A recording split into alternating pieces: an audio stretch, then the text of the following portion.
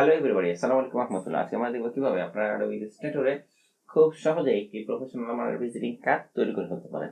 আমরা প্রথমে এখানে একটি ফোল্ডারের মধ্যে আমাদের যে টেক্সট গুলো হবে সেই টেক্সট গুলো নিয়ে নিচ্ছি। এরপরে যে কালার গুলো আমরা ব্যবহার করব সেই কালারের একটা বার আমরা এখান থেকে সিলেক্ট করে নিয়েছি। এরপরে যে লোগো আছে লোগো, এরপরে যে আইকন গুলো আছে সেই আইকন গুলো আমরা এখান থেকে নিয়ে নিয়েছি।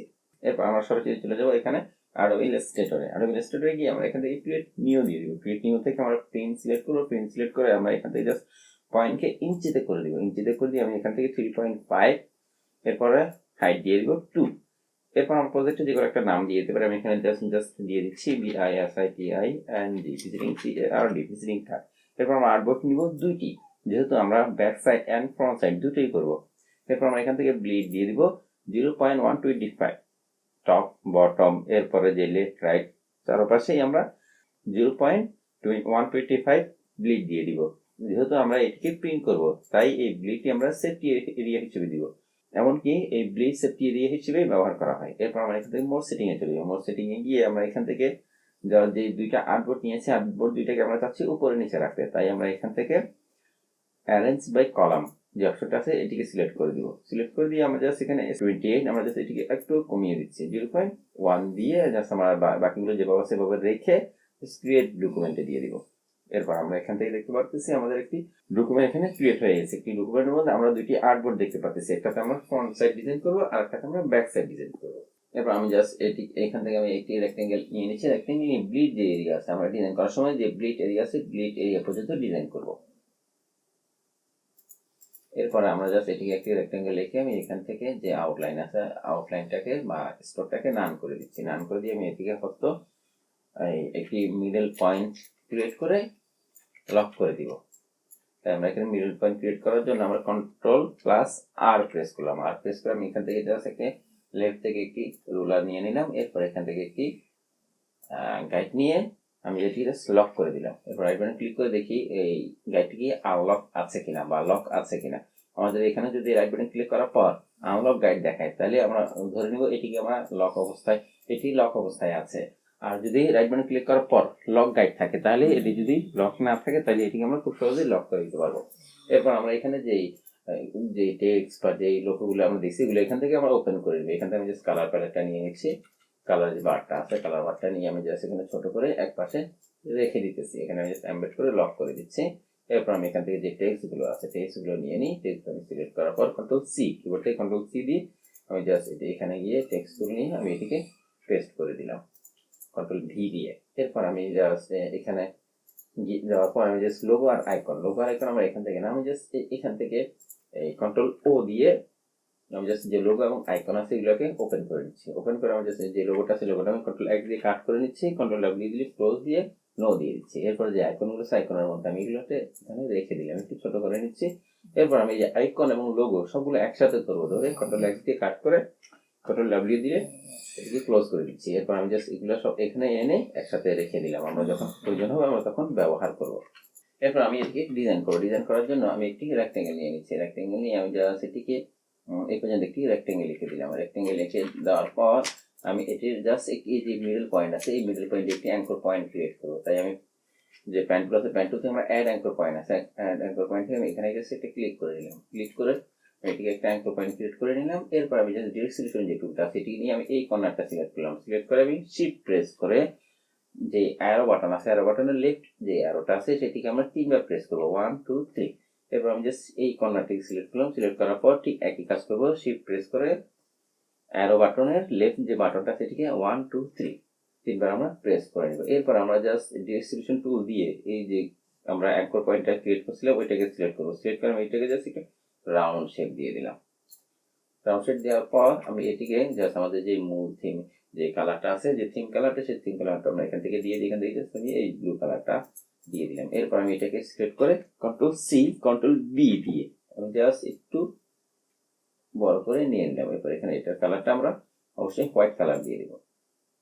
এরপর আমরা এটিকে আবার Ctrl+C Ctrl+V দিয়ে আমরা একটু জুম করে নিচ্ছি। জুম করে আমরা হালকা একটু বড় করে দিব। বড় করে দিয়ে আমি এটিকে যে রেড কালারটা আছে যে রেড কালার আমাদের এখানে সেই রেড কালারটা আমরা এখান থেকে দিয়ে নিলাম। এরপরে আমাদের যে লোগো আছে লোগোটা আমরা বসিয়ে দিই, লোগো এবং যে ব্র্যান্ড নেম আছে সেই লোগো এবং ব্র্যান্ড নেমটা আমরা এখানে বসিয়ে দিব। লোগো এবং ব্র্যান্ড নেমটা আমরা একটু উপরে নিয়ে নিচ্ছি, রাইট বাটন ক্লিক করে অ্যারেঞ্জ দিয়ে ব্রিং টু ফ্রন্ট দিয়ে উপরে নিয়ে নিলাম। উপরে নিয়ে আমি জাস্ট এটিকে ধরে যে রেড বা কালারটা আছে রেড কালারটা আমরা এখান থেকে দিয়ে দিচ্ছি আপাতত। এরপরে ব্র্যান্ড নেম এবং স্লোগান দিয়ে লেখাটা এখান থেকে আমি কাট করে নিলাম। কাট করে আমি এখান থেকে জাস্ট পেস্ট করে দিচ্ছি। পেস্ট করে দিয়ে আমার যে ক্যারেক্টার প্যালেট আছে এখান থেকে আমরা এরিয়াল ব্ল্যাক যে ফন্টটা আছে সেটা আমরা দিয়ে দিব এখান থেকে। এরপর আমরা এটাকে বড় হাতের করে দিব।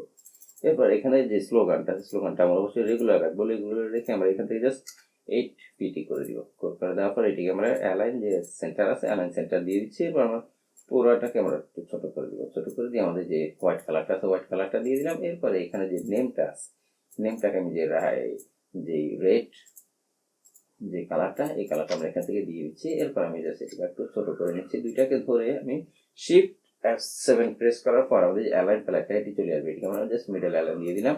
এরপর এটিকে একটু নিচে বসিয়ে অ্যাডজাস্ট করে নিচ্ছি। এরপর আমরা কন্ট্রোল জি দিয়ে এটিকে আপাতত গ্রুপ করে রাখতেছি। গ্রুপ করে এটা যে মিডল অংশটা আছে মিডল অংশ আমরা এখানে দিয়ে দিলাম।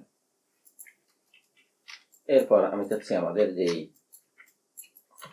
এই লেখাগুলো আছে এই লেখাগুলো আমরা এখানে বসাবো। লেখাগুলো বসানোর জন্য আমি কি করতেছি এখান থেকে প্রথমে যে মাথা এই শুরু থেকে শেষ পর্যন্ত আমি লেখাগুলোকে কাট করে নিয়ে নিচ্ছি। কাট করে নিয়ে নেওয়ার পর আমি পেস্ট করে দিচ্ছি। পেস্ট করে দিয়ে আমি এখান থেকে ক্যারেক্টার যে প্যালেটটা আছে এখান থেকে আমরা এরিয়াল যে ফন্টটা আছে এটিকে আমরা জাস্ট যে রেগুলার যে ফন্টটা আছে সেটি আমরা দিয়ে দিব। এরপর এখানে যেহেতু আমাদের যেই প্রোপাইটার নাম আছে বা ডিজাইনার নাম আছে সেটিকে আমরা জাস্ট এখান থেকে বোল্ড করে দিব। বোল্ড করে দিয়ে আমরা এই লেখা যেগুলো আছে লেখার মধ্যে আমাদের এই যে লেখাটা আছে এই লেখাটাকে আমরা অবশ্যই শুধু এই দুইটা লাইন আমরা এখান থেকে অল ক্যাপস বা ক্যাপস লক বা বড় হাতে দিয়ে দেবো। এরপরে এইখানে যে লেখাটা আছে এটাকে আমি জাস্ট একটু ছোট করে দিচ্ছি। এরপর আমি এখান থেকে জাস্ট একটা স্পেস ব্যবহার করবো। এখানে একটা স্পেস ব্যবহার করতে চাচ্ছি। আমি যাচ্ছি এগুলোকে এই স্পেসিং অনুসারে কি করবো রাখবো। তাই আমি সবগুলোকে ধরে একটু ছোট করে দিলাম। ছোট করে দিয়ে আমি জাস্ট দিকে বলতে দিয়ে রাখি।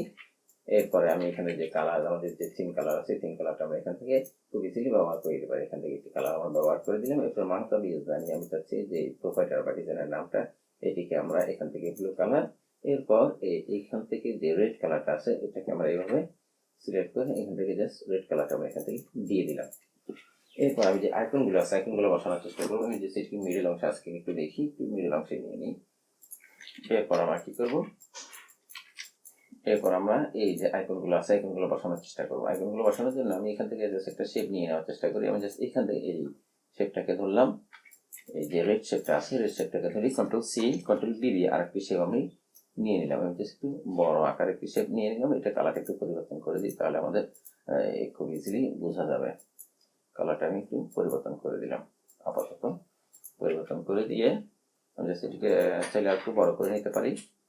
আমি জাস্ট এটিকে আর একটু বড় করে নিলাম। বড় করে নেওয়ার পর আমি এখানে যে লাইন টুলটা আছে লাইন টুলটা দিয়ে আমি এখানে জাস্ট একেবারে বড় করে একটি লাইন আমি এখান থেকে এগিয়ে দিচ্ছি। এরপর এখানে যে কালার আছে এখানে আমি ব্ল্যাক কালারটা দিয়ে দিচ্ছি। আমি যাচ্ছি এখান থেকে একটি লাইন এখান থেকে একটি লাইন এখানে একটি লাইন। এরপর এই দুইটা লাইনকে নিয়ে আমি আবার এই নিচে বড় দিয়ে দেওয়ার চেষ্টা করতেছি। মাঝটা দিয়ে দিলাম। এরপর আমি চাচ্ছি এইটাকে সিলেক্ট করার পর সব এই লাইন সবগুলোকে সিলেক্ট করবো। এরপরে যে ব্যাকগ্রাউন্ডটা আমরা নিচে এক্সট্রা হবে সেটাকে সিলেক্ট করবো। করে আমরা এখান থেকে ফার্স্ট লাইনটা যে প্যালেটটা আছে এটি ওপেন করে এখানে এটা আমরা ডিভাইড দিয়ে দেবো। ডিভাইড দিলে আমাদের এই যে শেপটা আছে এটি ডিভাইড হয়ে যাবে। এরপর আমরা রাইট বাটন ক্লিক করে আনগ্রুপ করে দিতে পারবো। আনগ্রুপ করে দিয়ে আমরা যে বাড়তি অংশটা আছে এই অংশটা আমরা ফেলে দিচ্ছি এই অংশটা আমরা ফেলে দিচ্ছি। এরপর এখানে যে কালারটা আছে এটাকে আমরা ধরে এই কালারটা আমরা এখানে এটা দিয়ে দিব। এরপরে এটার যে কালারটা আছে এটা আমরা যে মিডলের কালারটা দিয়ে দিব। এরপর আমরা এখানে যে কালার আছে এই কালারটা আমরা দিয়ে দিব। দিয়ে দেওয়ার পর এটাকে এই তিনটাকে আমরা ধরবো। ধরে আমরা রাইট বাটন ক্লিক করে অ্যারেঞ্জে গিয়ে সেট টু ব্যাক দিয়ে দিব। সেট টু ব্যাক দিলে আমাদের এইটির জন্য এই ব্যাকগ্রাউন্ডটির জন্য দেখা যাবে না। তাই আমরা আগে কন্ট্রোল অল্টার 2 প্রেস করে এই ব্যাকগ্রাউন্ডটাকে আনলক করবো। আনলক করে রাইট বাটন ক্লিক করে অ্যারেঞ্জ থেকে যদি আমরা সেট টু ব্যাক দিয়ে দিই তাহলে দেখবেন এটি ওগুলো নিচে চলে যাচ্ছে। এরপর আমি যেগুলো একটা হাইড করে নিচ্ছি। হাইড করে আমি এখানে যে লোগোটা আছে এই লোগোটা আমি এখানে বসাবো। এরপরে যে আইকনের লোগোটা আছে আইকনের লোগোটা আমি এখানে বসাবো। এরপরে আমাদের যে ওয়েবসাইট তারপরে যে জিমেল এরপর আমাদের যে এইগুলো আছে ওগুলো সব এখানে বসিয়ে দিব। বসিয়ে দেওয়ার জন্য আমরা কি করলাম এটা এখানে জায়গা মতো নিয়ে নিলাম। নিয়ে আমি জাস্ট এগুলো সবগুলোকে একটু ছোট করে দিই একসাথে ধরে ছোট করে দিলাম। ছোট করে দিয়ে আমি যেহেতু এই নামের বরাবর বসাবো, তাই আমি নামের মিডলে একটি গাইড আমি নিয়ে নিচ্ছি। এরপরে এখানে প্রত্যেকটা মিডল একটি গাইড নিয়ে নিচ্ছি যাতে আমাদের অ্যালাইনমেন্টটা সুন্দর হয়। এটা যেহেতু মিডল একটি আছে, আমরা জাস্ট এটা মিডল একটি নিয়ে নিচ্ছি। এরপর অ্যাড্রেসে যে মিডল আছে এটা মিডল আমরা একটু নিয়ে নিচ্ছি, এটা মিডল বরাবর আমি দিয়ে দিব। এরপর আমি কি করতেছি, এটাকে নিয়ে আমি জাস্ট মিডলে বসানোর চেষ্টা করতেছি। আমি জাস্ট এটাকে নিয়ে ঠিক এভাবে বসিয়ে দিলাম, মানে কালারটা হোয়াইট করে দিলাম i/2 দিয়ে। এরপরে আমি জাস্ট এটাকে নিতেছি, এটাকে নিয়ে আমি জাস্ট এখান থেকে i/2 দিয়ে হোয়াইট করে দিলাম। এরপরে আমি জাস্ট এটাকে আমি একটু বসিয়ে নিই, বসিয়ে নেওয়ার পরে এটা কালারটা আমি হোয়াইট করে দিলাম। এরপর আমি জাস্ট এটাকে যখন বসাবো এটা কালারটা আমরা হোয়াইট করে দিব। এটা যে মিডল অংশ আছে এই মিডল অংশ আমরা বসিয়ে এটাকে হোয়াইট করে দিচ্ছি। অবশ্যই এটি আমাদের খুবই মিডলে মনে হচ্ছে না, আমি জাস্ট একটু উপরে তুলে দিলাম। এরপর আমাদের যে লোকেশনটা আছে লোকেশনটা আমরা মিডলে বসানোর জন্য ছোট করে নিলাম, ছোট করে নিয়ে আমি সেখানে হোয়াইট কালার দিয়ে দিলাম। এরপর আমাদের যে গাইডগুলো আছে গাইডগুলো আমরা হাইড করে রাখি। তাহলে দেখবেন আমাদের ফ্রন্ট পার্টটা খুব সুন্দরভাবে আমরা ডিজাইন করে ফেলতে পারতেছি। এরপর আমরা ব্যাক পার্টে চলে যাবো। ব্যাক পার্টে যাওয়ার জন্য আমরা কি করবো, এখানে যে ডিজাইনগুলো আছে এগুলো আমি জাস্ট যেভাবে সেভাবে কপি করে নিচ্ছি। কপি করে নেওয়ার পর এখানে পেস্ট করে দিলাম। এরপর আমি এখান থেকে তেমন কিছু রাখবো না, এখান থেকে আমি চাচ্ছি যে ব্যাকগ্রাউন্ডটা থাকবে আর এইগুলো থাকবে। এরপরে প্রতিষ্ঠানের যে নাম এটা থাকবে। এরপরে এখান থেকে আমি জাস্ট এগুলো ডিলিট করে দিচ্ছি। এখান থেকে আমি এইগুলো রাখবো না, আমি জাস্ট এখানে যে ডিজাইনটা আছে এই ডিজাইনটা রাখবো শুধু ব্যাকগ্রাউন্ডে। এরপর ব্যাকগ্রাউন্ডে একটা কালার দিয়ে দিব। এটিকে আমি জাস্ট এটিকে সিলেক্ট করে নিয়ে নিলাম। এরপর এটিকে একটু ছোট করে দিচ্ছি, জাস্ট এতটুকু রাখলাম। আমি এটিকে একটু সরিয়ে নিচ্ছি, সরিয়ে আমি Gfxmentor দিয়ে সিলেক্ট করে এটিকে একটু অ্যাডজাস্ট করে দিচ্ছি। Gfxmentor দিয়ে সিলেক্ট করে আমি জাস্ট এটিকে আমাদের যে যতটুকু ব্যাকগ্রাউন্ড আছে ততটুকুতে দিয়ে দিলাম। এরপর আমি এটিকে আমি ধরে অল্টারশিপ ধরে কপি করলাম। এরপর আমি জাস্ট এটিকে রোটেট করে দিয়ে আমি এই পাশে বসিয়ে দিলাম। এরপর আমার যে ব্যাকগ্রাউন্ডটা আছে এটিকে আনলক করে আমি এখানে যে থিম কালারটা i/2 দিয়ে থিম কালারটা দিয়ে দিলাম। এরপর আমাদের যে নেম আছে এই নেমটাকে আমরা মিডল অংশে বসানোর জন্য আমরা রাইট বাটনে ক্লিক করে শো গাইড দিয়ে দিব। এরপর এখানে যে মিডল পয়েন্ট আছে মিডল পয়েন্ট, এই মিডল পয়েন্ট আমরা আগে অ্যাডজাস্ট করে নিব। এরপর আমরা জাস্ট এখান থেকে এটিকে নিয়ে একটু বড় করে দিতে পারি, একটু বড় করে দিচ্ছি। এরপর আমরা জাস্ট এখানে আর একটা কাজ করি, এখানে একটু ফাঁকা ফাঁকা মনে হচ্ছে, এখানে জাস্ট আমরা যদি একটি শেপ নিয়ে জাস্ট সিম্পল ভাবে শেপ আমরা এঁকে দিয়ে এটার কালারটা আমরা যদি করে দিই এই রেড কালার, তাহলে দেখবেন দেখতে অনেক সুন্দর দেখাবে। এরপর আমরা রাইট বাটনে ক্লিক করে এগুলাকে হাইড করে দিচ্ছি।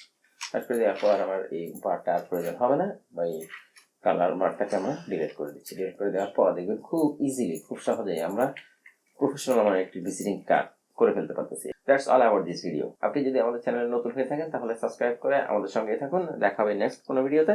আল্লাহ হাফেজ।